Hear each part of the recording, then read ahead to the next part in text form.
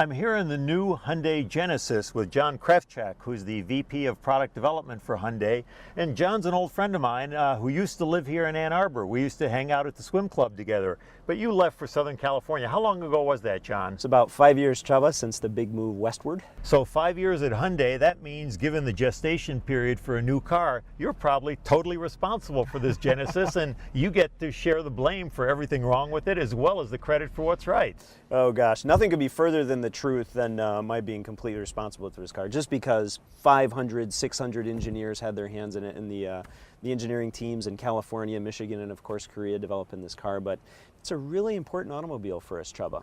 We set out to design what we think to be is the world's best $40,000 automobile. We think we've done a pretty decent job, but we're curious to see what you think about the car. Well, we think it's a pretty decent job too, but it's kind of hard to figure out where it fits in. It's a very large car, it's roomy, it's very luxurious inside. You've got an optional 375 horsepower V8. You've got sophisticated multi-link suspension front and rear. You've got a 6-speed automatic. Yeah. I mean, on paper, I look at this car, and this could be a Lexus LS 460, except it's way cheaper. Yeah. Do you really think you're going to get any Lexus customers or luxury customers to buy a car like this that's a Hyundai? And you know, when you think about this car and where it's designed to target, right? We look at the competitive benchmark set, cars like Chrysler 300C, maybe Pontiac G8, Lexus ES, Cadillac CTS. We think we'll see a lot of cross-shop against those cars.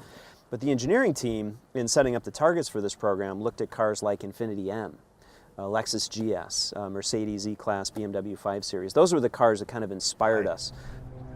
Well, it'll be interesting to see if the buyers of those kind of cars actually step up to that and are willing to put up with the Hyundai badge, or maybe, as I noticed, the lack of a Hyundai badge.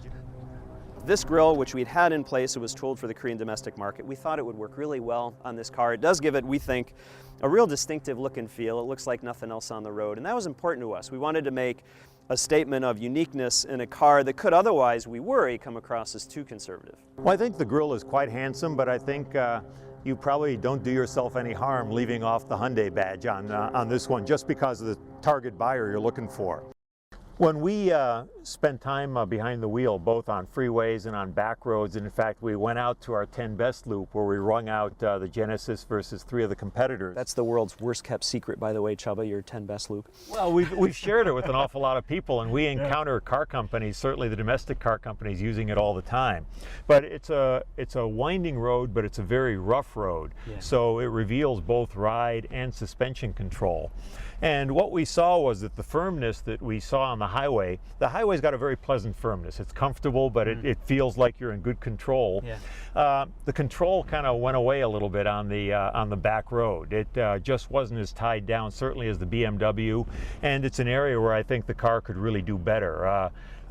What were you guys thinking when you calibrated the suspension? What was the target? Well, one of the ideas was we didn't want it to feel soft as some Lexus cars do. We wanted to avoid that completely.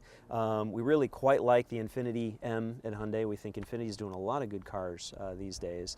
And so we took the M, and the idea was to polish off some of those rough edges, see if we could reduce some of the road noise, which is pretty high in that car, and come up with something a little bit better that might have a little broader appeal than the M. That was the target. Well, it might have broader appeal, but I don't think it quite has the responsiveness of the M. I mean, the M's won our last 2 sort of mid-sized luxury sports sedan comparison tests, beating BMW and Mercedes, and we think that's a very, very responsive car. And this car is a little softer than that, and maybe you're going for a broadband audience, but it doesn't have quite that sporting characteristic of that car.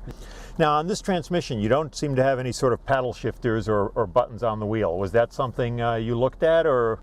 We didn't necessarily think it was the right thing for this car and where it was going to go. Again, this one's trying to find the sweet spot in a pretty big segment.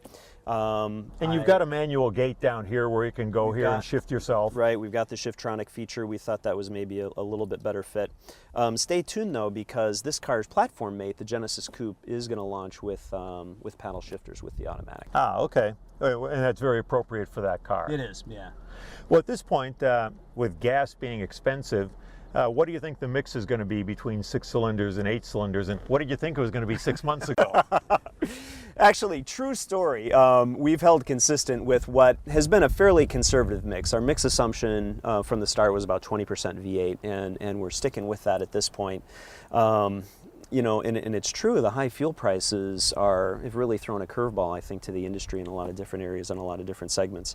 Still, though, with this car, the V8, the focus was terrific fuel efficiency. So there's great power efficiency. We've got more horsepower per liter in this car than anything in the segment, right? Which is great. And our EPA fuel economy estimates have just come in at 17 city, 25 highway, which is fantastic. It's not bad, Yeah. not bad. And I think when we had the car, we actually averaged 19, you know, Yeah. so we're in the ballpark That's there. the It's a EPA realistic combined estimate. figure. Yeah. Okay. Great. Well, good. Good luck with the car. At some point, we're going to put it together in a comparison test with some of those cars that you mentioned, and we'll see exactly how it stacks up. But for now, it's a very, very nice piece of work. We've got a road test that will be ready to go on it, and we'll see how it works out. Terrific. Thanks, Thank Csaba. you.